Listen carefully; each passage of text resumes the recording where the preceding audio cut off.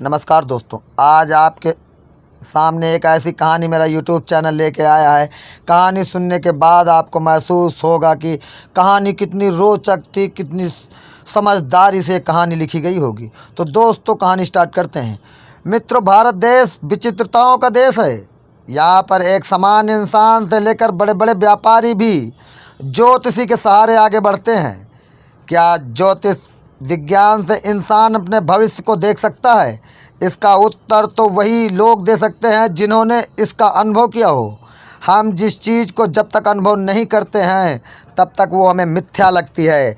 जैसे किसी इंसान की नौकरी लग रही हो और वो किसी ज्योतिषी के कहने पर अपनी दैनिक जीवन में कुछ बदलाव करना चाहता हो और संयोग से उसकी नौकरी लग जाए, तो वो इंसान जिंदगी भर इसे ज्योतिषी का चमत्कार ही समझेगा।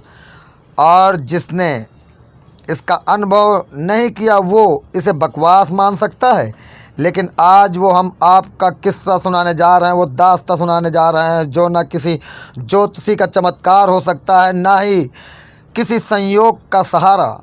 ये किस्सा एक ऐसी लड़की के बारे में है जो मौत से पहले अपनी भविष्यवाणी कर दिया है। आइए जाने। उस लड़की का नाम अम्बा था और वो बचपन से बहुत ही होशियार थी। इस लड़की के बारे में आपको इंटरनेट पर कहीं कोई विस्तृत जानकारी नहीं मिलेगी।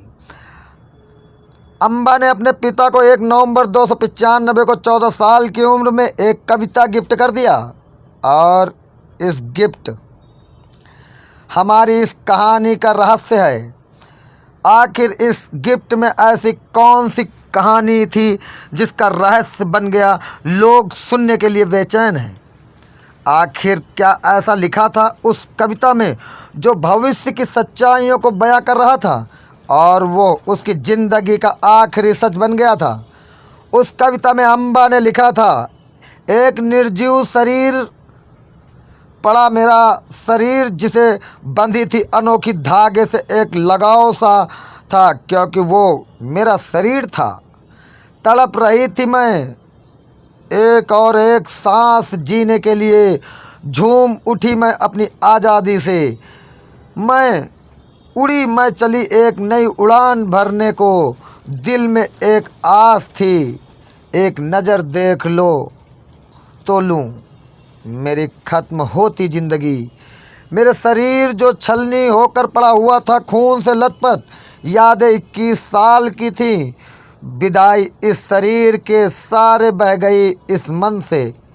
लेकिन आज मैं उठी और उड़ी, पीछे छोड़ अपनों की सिसकियाँ। मैं उठी और उड़ी मेरे नए घर की ओर। मैं अकेली थी पर बहुत खुश। आँखों के लिए सपने नए सजा। जहाँ अम्बा ने अपनी ज़िंदगी में केवल यही कविता लिखी थी। हालांकि उसे डांस और पेंटिंग का काफ़ी शौक़ था। अम्बा ने अपने पापा और अपनी एक सहेली सलोनी को अपना सबसे अच्छा मित्र मानती थी। धीरे धीरे अम्बा 21 साल की हो गई थी। उसके पिता उसकी वही कविता के बारे में सोचकर हमेशा फिक्र किया करते थे। एक दिन सलोनी देर रात घर नहीं पहुंची तो उसके पिता बहुत घबराए हुए थे। लेकिन कहते हैं ना होने को कोई नहीं टाल सकता है। 19 नवंबर 2021 को अम्बा की ज़िंदगी में वही मोड़ आ जाता है, वही कहानी दोहरा जाती है और उसके हाथ में लिखी वही कविता वो आखिरी सच थी। उसकी गाड़ी उस रात अंधेरे में भटकने से खाई में जा गिरती है और टकरा जाती है और वो उन्हीं कविताओं के पन्ने के जरिए अपने नए घर में पहुंच जाती है, जैसे उसने पीछे कहानी लिखी है। उसके पिता को फ़ोन के जरिए अम्बा की मौत की खबर मिलती है और जिसका उसे डर था वही मंजर उसके सामने आ जाता है। उसके पिता ने मीडिया वालों ने इस बारे में पूछा तो उसने सारा सच बयां कर दिया और कहा, मैं भी एक दिन उसके नए घर में जाकर उसके साथ कुछ पल बिताना चाहता हूँ।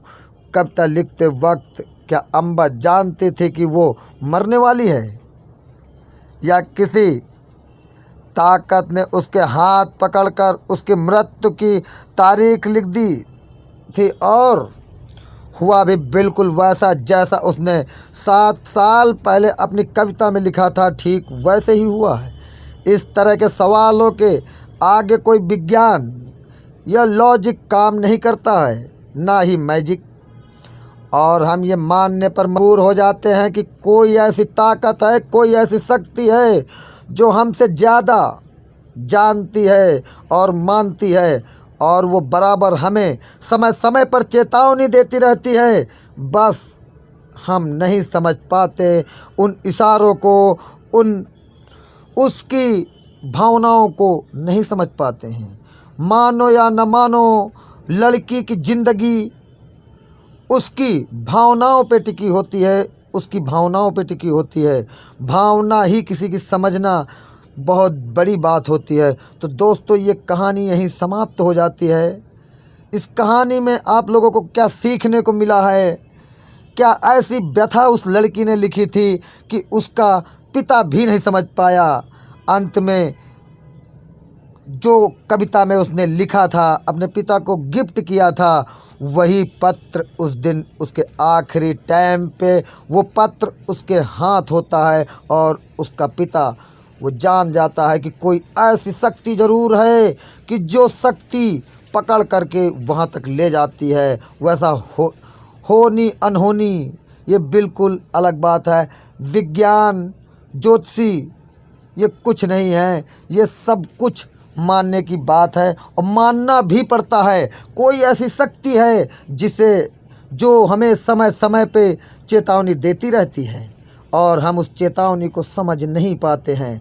तो दोस्तों, ये कहानी यहीं समाप्त होती है। मेरे चैनल पे बने रहें, महत्वपूर्ण कहानियाँ मेरा चैनल आप लोगों के सामने लेता आएगा। मेरे चैनल को लाइक, सब्सक्राइब मित्रों ज़रूर करना। धन्यवाद।